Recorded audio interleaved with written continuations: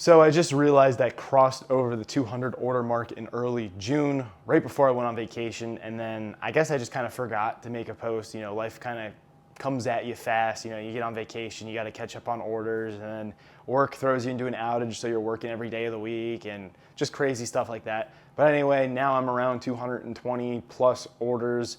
And you know what? It's just better late than never. So here we are. This is my lessons learned from 200 orders through my own website. Yeah, we're not counting TCG Player, eBay, or anything like that. That really doesn't count. Anybody can do that. I think in every lessons learned video, I will say the same line at least once. You know what that line is. I know you've heard it before. And that line is, what are you doing, wait, wrong video. The real line is, no content, no sale. Make content, make sale. I saw that firsthand when I went on vacation. As soon as the content stopped, the sales stopped. Now, I did have a bunch of sales right as soon as I left. That probably is just because videos, you know, sometimes take a delay to get into people's feeds and stuff like that. I don't know how the algorithm works. Yeah, I just don't understand how YouTube or social media algorithms work at all. That's probably why all my videos have no views or very little views. But going forward, I will try my best to at least have somewhat of a backlog, whether it's shorts mixed in with, you know, 1 or 2 long form videos, just to kind of, you know, keep the long form algorithm satisfied, you know, make sure it still knows I'm there, because I feel like I fell out of the algorithm as well. I was going from, you know, 100 view videos to now I'm lucky to get at 20, 25 views.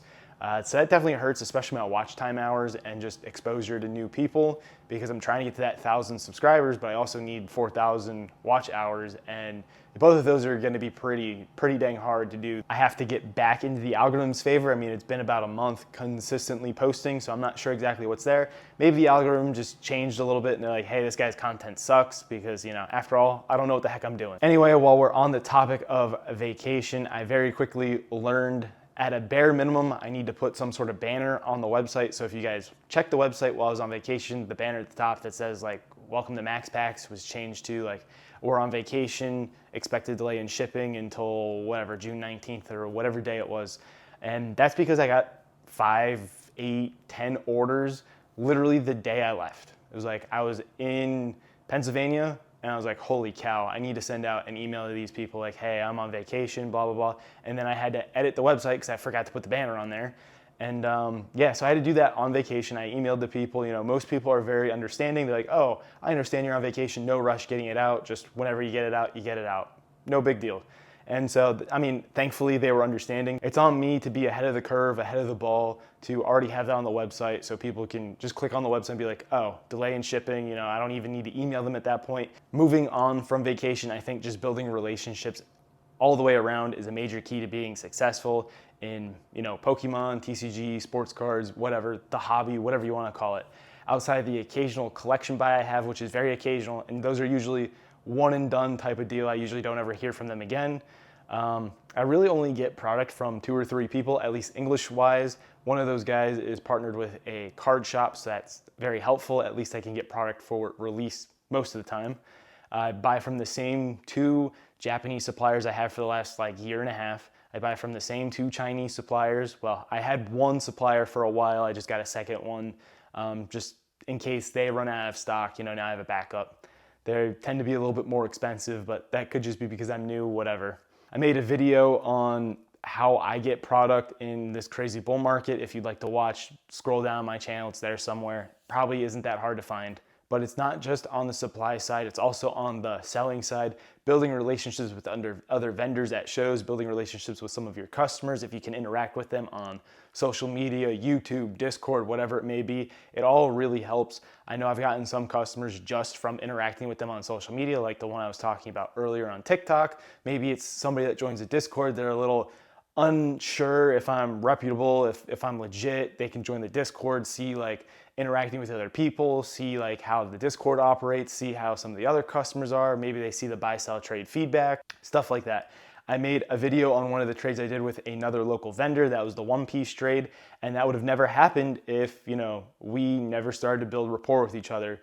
And, you know, to be honest, that relationship started off with us not really liking each other. And now it blossomed into, I wouldn't say a beautiful flower, but, you know, it's a flower, maybe like a Venus flytrap. You know, we're we're good buddies now. We chit chat, we send each other business occasionally here and there. And yeah, that came from just building rapport with each other. I also met another guy who, in my opinion, is very good at connecting people. And when I say that, I mean more so he is well connected, and then he can kind of middleman deals and stuff like that. Occasionally it seems at least I can move stuff through him, or I can buy stuff through him. He's brought some things to my attention, although I wasn't able to afford it. I've also brought some things to him, and he helped me offload those Magic the Gathering collector booster boxes in the past. I think the more premium products or things that I tend to have a hard time offloading, premium stuff, high dollar stuff, Magic the Gathering stuff, I feel like I can move through him. It works both ways. I'm pretty sure he just takes a small commission. That's a win-win for everybody involved. So believe it or not, I've been at this a year and a half. I still don't have everything figured out. There's plenty of things that I have no idea what I'm doing. Social media, a lot of the back end stuff, running a Discord group, AI stuff, thumbnails. I have no idea what I'm doing with most of this stuff. Algorithms, no idea. Besides that, I still have to figure out an ever-changing Pokemon market. What is moving? What isn't? What do people want? Is this new set going to be any good? How much money do I put into this versus, maybe I want to hold some prismatic stuff at market price. If it doesn't sell, I'm essentially an investor at that point, because I am a firm believer that in 9 months when prismatic rotates out, it's going to be 200 plus. It might even be 250 plus. It might even be 300 plus. And people are going to be going crazy FOMOing. Meanwhile, I had them at 180 bucks this entire time and nobody wanted them. I'm also trying to figure out what I want to do, what I have the time to do, and what customers want. So I've tried sealed cases. That didn't seem to have much interest with people. It seems too capital intensive for me because I'm relatively strapped with capital. I don't have a ton of money to be putting into Ascended Heroes cases at $2,000 when, I can buy a small collection for $2,000, move all of that and have whatever, 2,200 bucks now. And now I can, keep churning stuff like that. Unfortunately, cases, I don't really have the luxury of doing that, and they all seem like bricks. They don't really sell. Nobody has any interest in those. I tried middlemaning the cases instead of just me outright buying them, and nobody wanted those either. I had a couple sales, but nobody ever wanted to come back. I think it just took too long in the process to ship to me, verify, and then ship to them, which is perfectly fine. I don't blame them for not wanting to do that. Slow shipping is sometimes a turnoff for me as well. Recently, Chinese Pokemon has been doing very well for me. I don't know if it's just because it's on the cheaper side. In my opinion, that's what it probably is. It's a cheap rip with actual chase cards that people actually want. You have the Captain's Pikachu and it's like $42 a box. Can't go wrong with that. The Ponyta is like $30 a box. Where are you gonna get Pokemon cards? You get like 18 packs for $30. You can just crack that open. I mean, who wouldn't want to do that? You're chasing exclusive art that's really good art, and will they hold value long term? I think so. I don't think we're getting those reprinted in English or Japanese, but the Pokemon Center company does whatever they want to do. There's nothing we can do to stop them. Japanese has heavily slowed down. I've been really trying to just offload all my Japanese stuff I have. I don't know what it is, but it's just out of favor with me. After they did that price collusion and all the prices jacked up to absolutely stupid, absurd pricing for literally absolutely no reason. That really turned me off from the whole Japanese market as a whole. I did get a couple of SI, even though I said, I wasn't going to carry it. I did get some, and it sold very well. I wouldn't say it sold very well, but the very few boxes I got did sell. I did have a couple people ask me for it. I'm like, look, when it sells out, that's it. I'm not getting any more. I'm done. I probably will do the same thing with Rayquaza set, Storm Emeralda, and the 30th anniversary. Once they sell out, I probably won't get any more because they're already going to be stupid high prices. I'm already being quoted for over $200 a box with the Rayquaza set. I just don't think Japanese is really worth the money right now because everybody's going to want the English stuff the minute English comes out, and English is going to be $200 in ETB or whatever it's going to be. According to GameStop, it's $180 for the 30th anniversary. Sorry, I'm pretty tired. It's midnight. So I've been up since 5:30. I'm pretty tired. I will always have English on the store. I'll always be constantly buying and selling English. As y'all know, I'm an investor for English. That's kind of how I got back into Pokemon. But even that is incredibly hard to move right now. And I think it depends on what the new set is and what the cost of the popular sets are. Like Ascended Heroes and Prismatic, they're both pretty expensive, but nobody wants them right now. So, I'll just sit on them. I'll be like a little investor shop, whatever. It doesn't really matter to me. Ascended will probably get reprints, but even Ascended, I think I'm like $15 under market and nobody still wants it. So it is what it is. I'm not going to give away S tier products. Even if it does get a reprint, I don't think it'll ever hit MSRP. I'll be perfectly fine. I'm not too worried about that. But I will always carry that. I know ancillary products don't sell very well. As you can tell with my website, there's a lot of them on there, and most of them have been there since release. So they're just expensive. Nobody wants them. They're dead money, dead product. Maybe I can move them at a show, or I can bundle them at the show, or maybe I can bundle them with something on the website. We'll kind of see what happens there. That's ideas for later. And when I talk about ancillary products, I'm talking about, mini tins, 3-pack blisters, sleeves, loose boosters. For whatever reason, people just do not want them. Now, I will buy them if they're part of a collection, as long as the collection has good stuff in it, but I'm gonna want them really cheap, like probably 70% or less. And a lot of people aren't gonna wanna sell them at that. So I'll just say, you know what, you keep those, and I'll take this stuff for this percentage. And yeah, that's probably why I don't get a lot of collections, because I'm not willing to sink money into these ancillary products because I know they're not gonna sell well for me, and then I have dead money, and capital is always an issue. I'm not gonna talk a lot about this, but I do also sell bulk on TCG Player. I recently got a large amount, and just loading them, I had like 20 orders tonight. I took a picture, put it on Instagram, 15 orders, and I netted like $17 off of 15 orders. And I had to sort through stuff. Essentially what I've been doing is sort through the cards, get rid of all the energies and stuff like that. Sort through it by set, and then I sort through it by alphabetical, and then I upload it, and then I have to put it back. And then now when I get an order, I have to go through everything and do it like that. And man, is that time consuming. For $17, I want to say I'm probably like $2.50, maybe $3 an hour doing that, which granted, as a business owner, you really shouldn't do that. Look at it like an employee per hour, but I don't really know if it's worth the time right now, especially while we're booming like this. I don't know. I feel like I should probably focus my time and effort on bigger dollar stuff, but I have this, whatever, I think I have like 6 or 7, maybe 8 ETBs worth of bulk I need to essentially sift through and sell, get rid of as much as possible. And $17 is 17 more dollars that go into my business bank account, and that is whatever, 15 more people, 20 more people that know that Max Packs exist. They all get a nifty little postcard, which I made too big. These should be more like business card size, but they'll get a nifty little business card. So when I made these, this is another mistake I made. I put Topps, Panini, and Pokemon thinking I would actually be able to get like sports cards and stuff. I'm an idiot. Definitely did not really deal with sports cards once this business was started outside of eBay. So I'll probably be able to get rid of, stuff like that. And I will go back to the new logo, which is like the Pikachu, until, I get copyrighted or whatever happens with that. I'll worry about that later. So not everything is sunshine and rainbows. There's a couple problems I've ran into as well. That is being cautious with your shipping prices. I, for the longest time, was $10 flat rate, and pretty much all my customers came from California. Well, shipping rates increased. I was already threading that needle where it was like half the orders I'm losing money, half the orders, I'm breaking even. UPS raised prices, USPS raised prices because of gas or whatever you want to call it. And then I found out that I was losing money on every single order going to California. Like a 6x6x6 box that was like 2 pounds is at minimum $10, $11, $12, depending on what spot in California or Washington. So I was like, oh, I just need to raise the price on shipping. So I went from $10 flat to, it depends where you live and it depends on what product you buy. If it's a UPC, it might be $12 to $15 to $18. To be fair, I don't remember what I set the shipping rates to at which states.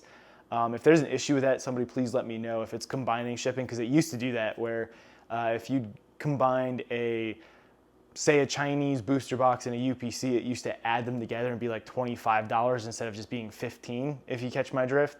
And I recently figured out how to do that. At least I think I figured out how to do that. So like California will have a UPC shipping charge of, let's just say $18, but now North Carolina will be $12. stuff like that. So it's a little bit more customizable. It will still be a flat rate shipping charge. It'll just take the higher amount of whatever the biggest box is. So, if you order a UPC and you order a booster box and an ETB, it's still gonna be whatever, $18, $15, depending where you live. I think that works better. That way I'm not really penalizing people. I'm only penalizing you because you live in California, if that makes sense.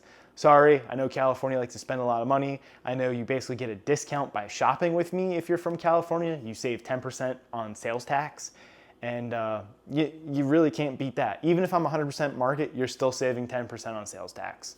So yeah, it's still worth it to shop with me, even if you have to pay $2 more to ship it. It is what it is. And I actually did see a hit from that. Most of my customers don't come from California anymore.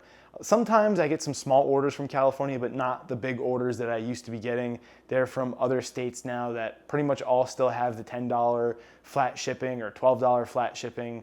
And it is what it is, I guess. I don't know what else to do about that, but I just could not keep losing money sending boxes to California. When a 6x6x6 box is more than $10 to ship to you, there's an issue with that. I charge $10, you can buy I think it's 6 of the high class sets of the Chinese sets will fit in that 6x6x6 box. It's like nothing, right?